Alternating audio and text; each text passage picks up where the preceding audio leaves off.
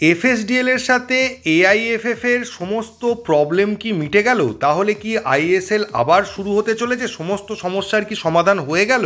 এবং ভারতীয় ফুটবলের বা ভারতীয় ন্যাশনাল টিমের পরবর্তী কোচ কে হতে পারে, কিভাবে জিনিসটা এগোচ্ছে সেটা নিয়ে আপনাদের সঙ্গে অল্প আলোচনা করে নেব এই ভিডিওতে।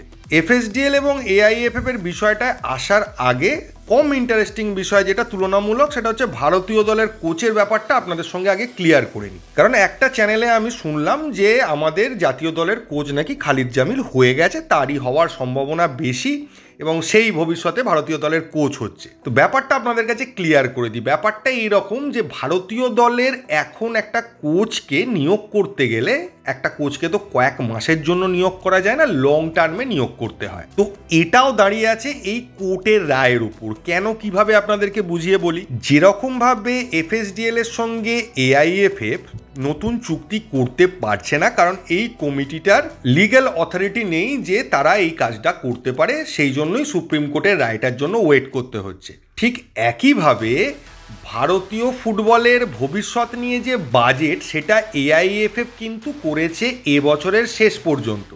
ফলে কোনো কোচকে নিযুক্ত করতে গেলে তাকে তো একটা 5 বছর 4 বছর 3 বছর যাই হোক একটা চুক্তিতে তার সঙ্গে যেতে হবে, তার সঙ্গে একটা টাকা নিয়েও কথা বলতে হবে যে এত টাকা আপনাকে আমি প্রতি বছর দেবো বা মাসে মাসে দেবো, যাই হোক না কেন বিষয়টা, সেটা এআইএফএফ এই মুহূর্তে করতে পারবে না। কারণ তারা যেটা করতে পারে, ভারতীয় দলের এমন কোচকেই নিযুক্ত করতে পারে যাকে ডিসেম্বর পর্যন্ত তারা স্যালারি দিতে পারবে বা ডিসেম্বর পর্যন্তই তার সঙ্গে চুক্তি করতে পারবে। তো খুব স্বাভাবিকভাবেই কোনো বড় মাপের বিদেশি কোচ এই বাকি কয়েক মাসের জন্য কোনো চুক্তিতে রাজি হতে চাইবে না। তো সেক্ষেত্রে ভারতীয় কোচদের দিয়ে এই স্টপ গ্যাপে কাজ চালানোরও একটা ভাবনা চিন্তা এআইএফএফ করছে। আর যদি কোর্টের রায়ে কোনো রকম সমাধান সূত্র খুঁজে পাওয়া যায়, তাহলে তারা বিদেশি কোচ বা টোটাল যে কোচরা রয়েছে তাদেরকে নিয়ে লং টার্মের ভাবনা চিন্তা করবে। তো এখন স্টপ গ্যাপ কোচ হিসেবে কোনো ভারতীয় কোচ বা খালিদ জামিলকে ভারতীয় দল রাজি করালেও করাতে পারে, সেটা আলাদা বিষয়। সেটা কিন্তু ভারতের কোচ হওয়ার ব্যাপারটা নয়। সেক্ষেত্রে ব্যাপারটা দাঁড়াবে যে তুমি এই কদিন চালিয়ে দাও, তারপর আমরা নতুন কোচ নিয়োগ করব, বা সেক্ষেত্রে তোমার নামটাও বিবেচনা করা হবে। বা তুমি যদি খুব ভালো কাজ করো তাহলে তোমাকে আমরা এক্সটেন্ড করে দেবো। যদিও 2-3 মাসে ভারতীয় ফুটবল নিয়ে কোনো ভালো কাজ করা যায় এ আমার বিশ্বাস নেই। তো এইটাকেই ভারতীয় দলের নতুন কোচ হিসেবে খালিদ জামিল জয়েন করতে পারে বা খালিদ জামিল ভারতীয় দলের নতুন কোচ হতে চলেছে, এরকম কিছু জায়গায় প্রচার করা হচ্ছে। নেক্সট যেটা চলে আসি, এফএসডিএল আর এআইএফএফ এর সঙ্গে কি সমস্ত প্রবলেম সলভ হয়ে গেল? কারণ বেশ কিছু ইউটিউব চ্যানেল সেই কথাটা বলছে এবং এটা একদমই মিথ্যে কথা, এটা একদমই সত্যি নয়।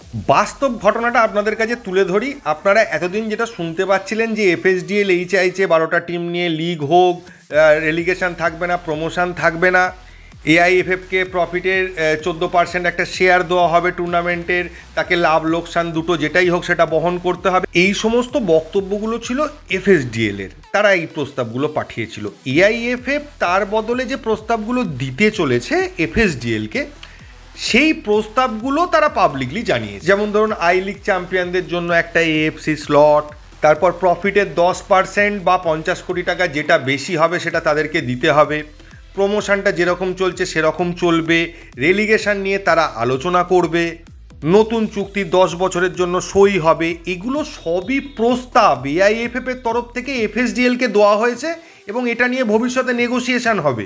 কিন্তু কয়েকটা চ্যানেল এরমভাবে ওপেনলি দাঁড়িয়ে মিথ্যে কথা কি করে বলতে পারে, এটা আমার ধারণার বাইরে। যেখানে আপনারা খবর কাগজে পড়ছেন, সুনীল ছেত্রী পর্যন্ত আশঙ্কা প্রকাশ করেছে এই বিষয়টাকে নিয়ে। এবার অনেকেই ভাবতে পারেন যে আশঙ্কা প্রকাশ করেছে আইএসএল তো হবেই। আমি আবার বলছি, আইএসএল হোক বা যাই হোক না কেন, দেশের ন্যাশনাল লিগ কখনো বন্ধ হবে না, কিন্তু সেটা কিভাবে হবে সেইটা সব থেকে বেশি গুরুত্বপূর্ণ। আজকে কলকাতা লিগের মতো যদি আইএসএল হয়, তাহলে সেটা তো আর আমরা অ্যাকসেপ্টেবল হবে না আমাদের কাছে। বা আইএসএল যদি প্রপার যে টাইমটা ধরে হচ্ছিল সেই টাইমটা হলো না, কোনো রকমে এবছর এই সমস্ত জটিলতার জন্য কোনো রকমে শেষ করে দিতে হলো, একটা যা হোক করে টুর্নামেন্ট অর্গানাইজ হলো, যেরমভাবে সুপার কাপ করা হয়, সেটাও আমাদের কাছে কাম্য নয়। তো এইটা ক্লিয়ারলি বোঝা যাচ্ছে যে নর্মালভাবে যে আইএসএলটা আমরা গত কয়েক বছর ধরে দেখে এসেছি, সেটা এই বছর নর্মালভাবে হওয়ার সম্ভাবনা ভীষণই কম। আবার কয়েক জায়গায় এরকম কথাও বলা হচ্ছে যে সুপ্রিম কোর্ট ডিসাইড করবে আইএসএল হবে কি হবে না। প্রথমে বলে রাখি, সুপ্রিম কোর্টের এখতিয়ারই নেই আইএসএল হবে কি হবে না সেটা ডিসাইড করার। আবার কয়েকজন বলছে আইএসএল নিয়ে কেস করা হয়েছে সুপ্রিম কোর্টে, আইএসএল হবে কি হবে না সেটা সুপ্রিম কোর্টের রায় যে দিয়ে সেটা ডিসাইড করে দেবে যে হবে কি হবে না। সুপ্রিম কোর্টের কেসটা এটা নিয়ে নয়, আইএসএল হওয়া নিয়ে সুপ্রিম কোর্টের কোনো কেসই নেই। এআইএফএফ এর কনস্টিটিউশন নিয়ে সুপ্রিম কোর্টে কেস রয়েছে, তার রায় অনুযায়ী কনস্টিটিউশন বিল্ড করার যে ব্যাপারটা রয়েছে সেইটা ডিপেন্ড করছে এবং সেই অনুযায়ী পরবর্তী ইলেকশন ডিপেন্ড করছে, তাতে এআইএফএফ এর নতুন কমিটি ডিপেন্ড করছে। এই কমিটি আলোচনা করতে পারে এফএসডিএল এর সঙ্গে, তারা যে কোনো বিনা পয়সায় যদি এফএসডিএলকে পুরো চুক্তি দিয়ে দেয় সেটাও তারা দিতে পারে, সেটা তাদের ব্যাপার। সমস্ত বিষয়টাকে কিছু ইউটিউব চ্যানেল পুরোপুরি ঘেঁটে দিয়ে পাবলিককে ভুলভাল ইনফরমেশন দিয়ে ভুল দিকে চালনা করছে। একবার বলছে আইএসএল হবেই না, একবার বলছে সব ঠিক হয়ে গেল আইএসএল হবে। কোনোটাই ঠিক কথা নয়। আইএসএল হবে নাও কেউ বলেনি, আইএসএল আপাতত স্থগিত।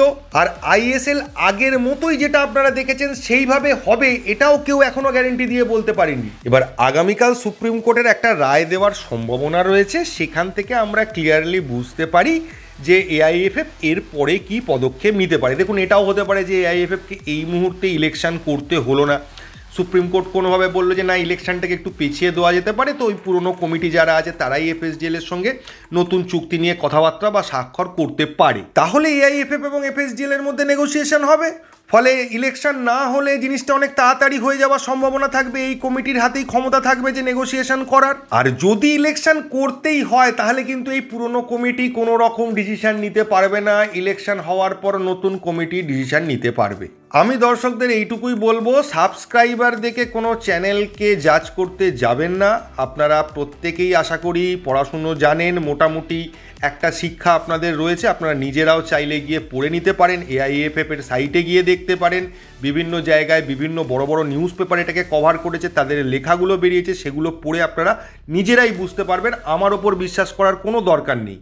এরপর যদি চলে আসি অভিষেক সিংয়ের আসার ব্যাপারে কিন্তু ফাইনাল শিলমোহর দিয়ে দিয়েছে মার্কাস মার্গুলো। সে জানিয়ে দিয়েছে যে পাঞ্জাবের সঙ্গে কিন্তু মোহনবাগানের সমস্ত ডিল সাইন হয়ে গেছে এবং খবরটা নতুন নয়, বিভিন্ন জায়গা থেকে আগে প্রকাশ পেয়েছিল। খেলনাও জানিয়েছিল যে ডিলটা ডান হয়ে গেছে, এমবিএফটিও জানিয়েছিল ডিল ডান হয়ে গেছে। তো সেই খবরটাতেই আরও একটা শিলমোহর দিল মার্কাস মার্গুলো, এটাই বলতে পারি। তার মানে অভিষেক সিংয়ের আসার ব্যাপারটা শুধুমাত্র সময়ের অপেক্ষা, হয়তো এখানে আসবে, জবে জয়েন করবে তার আগে কিছুদিন আগে, যেটা আমরা গত কয়েক বছরেও দেখেছিলাম, একটা অ্যানাউন্সমেন্ট হবে, গ্র্যান্ড অ্যানাউন্সমেন্ট, তারপরে অভিষেক সিং হয়তো প্র্যাকটিসে জয়েন করে নেবে। সেক্ষেত্রে আগস্ট মাসের সেকেন্ড উইকের মধ্যেই, মানে 10 তারিখের মধ্যেই এটা অ্যানাউন্স হওয়ার একটা সম্ভাবনা আছে, কারণ ওই সময় থেকে এরা প্র্যাকটিসে যোগ দেবে সমস্ত প্লেয়াররা। আশা করি এফএসডিএল এবং এআইএফএফ এর ব্যাপারটাও আপনাদের কাছে ক্লিয়ার করে নিলাম, যে খবরগুলো বেরোচ্ছে তার আসল বেসটা কোথায়, কিসের উপর ভিত্তি করে এই খবরগুলো তৈরি করা হচ্ছে, সেগুলো আপনাদের কাছে আমি ক্লিয়ার করে দিলাম। তো এই ভিডিওতে এইটুকুই, থ্যাংক ইউ, ধন্যবাদ এবং জয় মোহনবাগান।